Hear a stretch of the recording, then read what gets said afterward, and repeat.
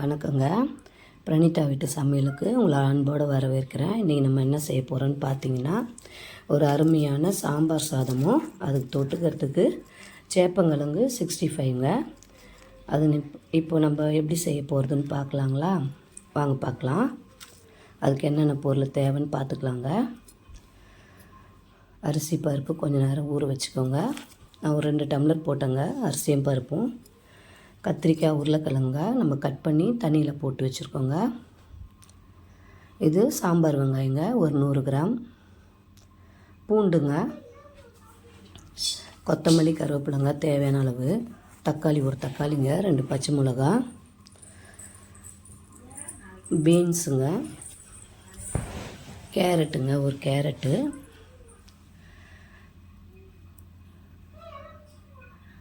மிளகாத்தூள் போட்டுக்கலாங்க, சாம்பார் பொடி போட்டுக்கலாம், நம்ம இஷ்டம்தாங்க. இது தாளிக்கிறதுக்குங்க. இது பெருங்காயத்தூள் கண்டிப்பாக போட்டே ஆகணுங்க, அப்போ தான் நல்லாயிருக்கும். நம்மளுக்கு தேவையான அளவு எண்ணெய்ங்க ஒரு 50 கிராமுக்குள்ளே தான் நான் எடுத்துருக்கேங்க. அதில் நெய் வேறு சேர்க்க போகிறோம், அதனால் எண்ணெய் கொஞ்சம் கம்மியாகவே ஊற்றிக்கோங்க. குக்கர் வச்சுக்கோங்க.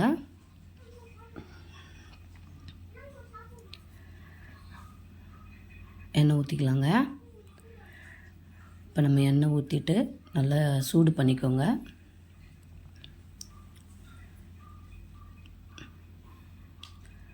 சூடாயிடுச்சான்னு பார்த்துக்கோங்க. நம்ம எடுத்து வச்சதை போட்டுக்கலாங்க. ஒரு 1/2 ஸ்பூன் சீரகங்க, 1/2 ஸ்பூன் கடுகு, 1/4 ஸ்பூன் வெந்தயங்க. வெந்தயம் கொஞ்சமாகவே போட்டுக்கோங்க, நிறைய வேண்டாம்.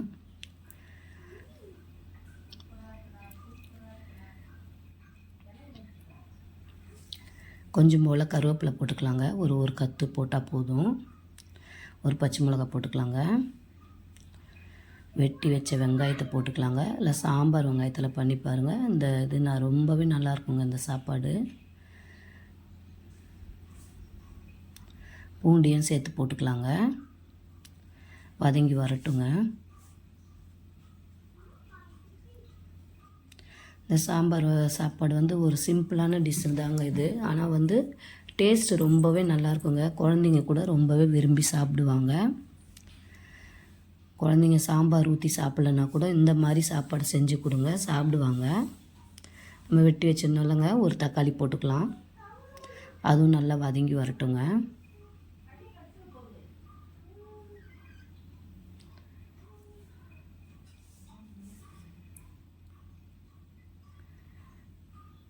வதங்கி வருதுங்க. நம்ம வெட்டி வச்சுருக்க காயெல்லாம் சேர்த்துக்கலாங்க ஒன்றொன்னா.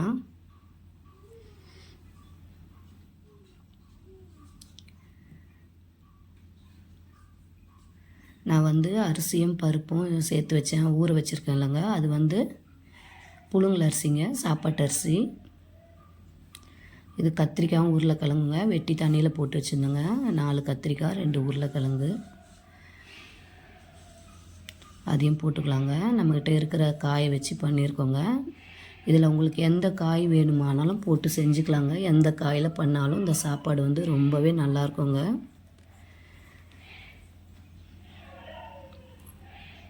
அது வதங்குற அளவுக்கு தேவையான அளவு கொஞ்சம் உப்பு போட்டுக்கலாங்க. வதங்கி வரட்டும்.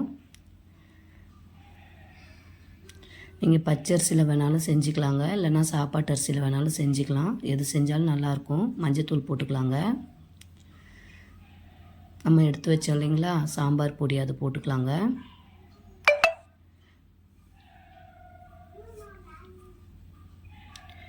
உங்களுக்கு வேணுன்னா குழம்பு மிளகாத்தூள் கூட பார்த்து போட்டுக்கோங்க.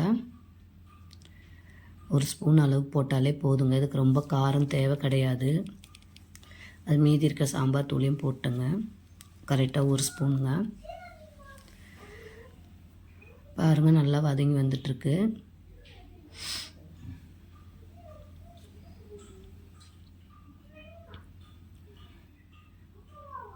அரிசி பருப்புங்க, துவரம் பருப்பு, புழுங்கல் அரிசிங்க, ரெண்டும் சேர்ந்து 2 டம்ளருங்க. ஒரு 1/2 மணி நேரம் ஊற வச்சுருக்கேன். நல்லா ஊறிடுச்சுங்க. நல்லா கழுவிட்டு நம்ம அதை சேர்த்துக்கிட்டோங்க. 2யும் சேர்த்து கலரி விட்டுடலாங்க ஒரு தடவை.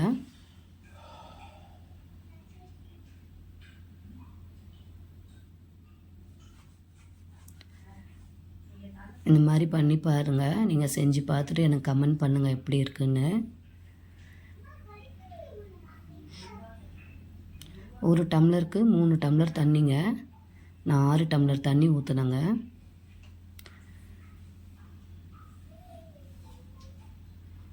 நல்லா கலக்கி விட்டுக்கோங்க.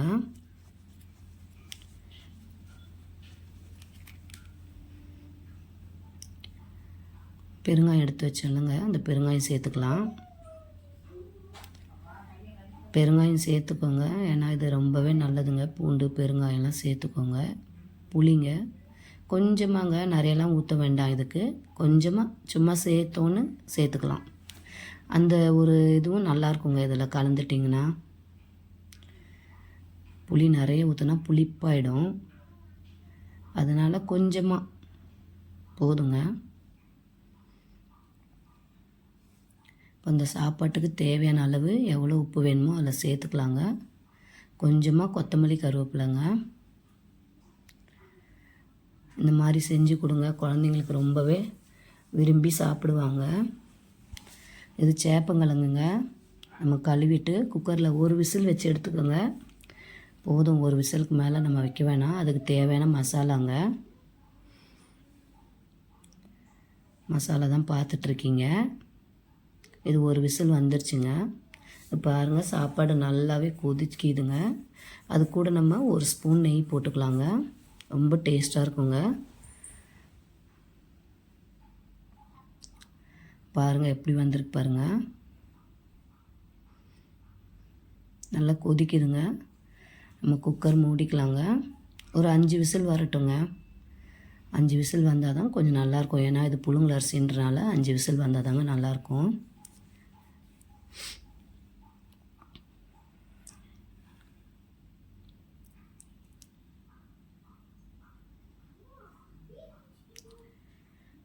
விசில் வந்துட்டுருக்குங்க. ரொம்ப ஹையில் வச்சிடாதீங்க, கொஞ்சம் மீடியம் ஃப்ளேம்லேயே வச்சா தான் அது உள்ளே நல்லா வெந்து விசில் வருங்க. ஹையில் வச்சிட்டோம்னா டக் டக்குன்னு விசில் வந்துடுங்க, உள்ளே சாப்பாடு வேகாது. இது நம்ம சாம்பார் சாதத்துக்கு ஒரு தாளிப்பு கொடுக்கலாங்க. இது ரொம்ப சூப்பராக இருக்குங்க. இது மாதிரி செஞ்சு பாருங்கள். நான் நெய் தாங்க ஊற்றிருக்கேன், எண்ணெய் கிடையாது. சீரகங்க, வேறு எதுவுமே இதில் சேர்க்கலை. வெறும் சீரகம் மட்டும் ஒரு 1/2 ஸ்பூனு, கருவேப்பிலை, காஞ்ச மிளகாய் 2, கொஞ்சம் போலங்க சாம்பார் வெங்காயம் அதை கட் பண்ணி வச்சுருந்தேன், அதையும் சேர்த்துக்கலாங்க. இந்த மாதிரி செஞ்சு பார்த்துட்டு எனக்கு சொல்லுங்கள் எப்படி இருக்குன்னு கமெண்ட் பண்ணுங்கள்.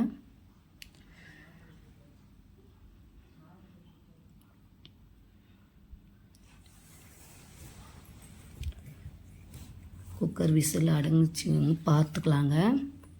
நம்ம எப்போயுமே குக்கர் திறக்கும் போது சும்மா செக் பண்ணிவிட்டு திறங்க, அப்படியே திறந்துடாதீங்க. இது பாருங்கள் எப்படி இருக்குது பாருங்கள். சாம்பார் சாதம் ரொம்பவே நல்லா வந்திருக்குங்க. இப்போ நம்ம தாளிப்பு சேர்த்து ஊற்றிக்கலாங்க. ஊற்றி கலரிக்கலாங்க எப்படி இருக்குன்னு. இது மாதிரி செஞ்சு பாருங்கள், சூப்பராக இருக்குங்க. இது நம்ம வச்ச தண்ணிக்கும் நம்ம வச்ச விசிலுக்கும் ரொம்பவே நல்லா இருக்குங்க. இது கரெக்டான பக்குவமாகவே வந்திருக்கு.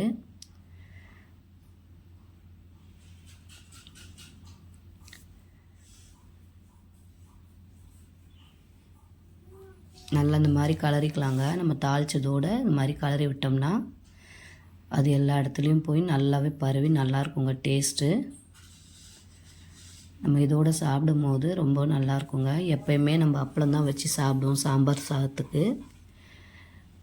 நம்ம சேப்பங்கிழங்கு 65 மாதிரி பண்ணி சாப்பிடும் போது இன்னும் இந்த சாம்பார் சாதம் இன்னும் எடுப்பாக இருக்குங்க. அந்த சேப்பங்கிழங்கு சொன்னேன்லங்க, அது 65 மஞ்சத்தூள், அரிசி பவுடர், கார்ன்ஃப்ளவர் மாவு, மிளகாத்தூளுங்க,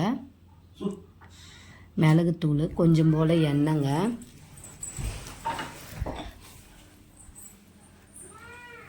தண்ணி கொஞ்சோண்டு சேர்த்துக்கலாங்க. எண்ணெய் இந்த அளவுக்கு ஊற்றக்கூடாது, அதனால் தண்ணி கொஞ்சம் சேர்த்து இந்த அளவுக்கு நம்ம கரைச்சி வச்சுக்கலாங்க. அதுக்கப்புறமா நான் வேக வச்சேன்லங்க, அது வந்து 2 வெட்டி வச்சுட்டேங்க. முழுசாக போட்டோம்னா அதில் மசாலா ஏறாதுங்க, மேலோடு அப்படியே இருக்கும். உள்ளே கிழங்கு மட்டும் தனியாக இருக்க மாதிரி இருக்கும். இது மாதிரி வெட்டி சேர்த்துக்கிட்டிங்கன்னா நம்ம அந்த மசாலா எல்லா இடத்துலையும் பட்டு நம்ம வறுக்கும் போது ரொம்பவே நல்லாயிருக்குங்க. இந்த மாதிரி செஞ்சு பாருங்கள், ரொம்பவே நல்லாயிருக்குங்க. இந்த சாப்பாட்டுக்கு சைட் டிஷ் இது ரொம்பவே சூப்பராக இருக்கும் பாருங்கள். எண்ணெய் காஞ்சிச்சான்னு பார்த்துட்டு ஒன்று ஒன்றா போட்டுக்கலாங்க. மொத்தமாக போட்டால் அப்படியே இப்போ எல்லாமே பிடிச்சிடுங்க. ஒன்று ஒன்றா போட்டால் தனித்தனியாக வேகுங்க. இது நீங்கள் செஞ்சு பாருங்கள். இந்த 2 டிஷ்ஷு செஞ்சு பார்த்துட்டு எனக்கு எப்படி இருக்குன்னு கமெண்ட் பண்ணுங்கள். இந்த வீடியோ உங்களுக்கு பிடிச்சிருந்தா லைக் பண்ணுங்கள், ஷேர் பண்ணுங்கள், சப்ஸ்கிரைப் பண்ணுங்கள், பெல் ஐக்கானை டச் பண்ணுங்கள். எனக்கு நீங்கள் ஆதரவு கொடுங்க. பிரணிதா வீட்டு சமையலுக்கு சப்போர்ட் பண்ணுங்கள்.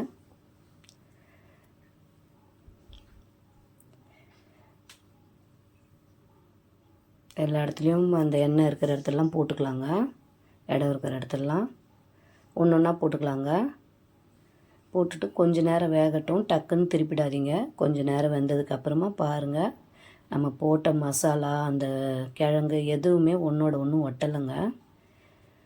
எப்படி வந்திருக்கு பாருங்கள். மிளகாத்தூள் மட்டும் போடாமல் இந்த அரிசி மாவும் சேர்த்து போட்டுக்கோங்க. அது ஒட்டாதுங்க, மொறு மொறுன்னு வரும்.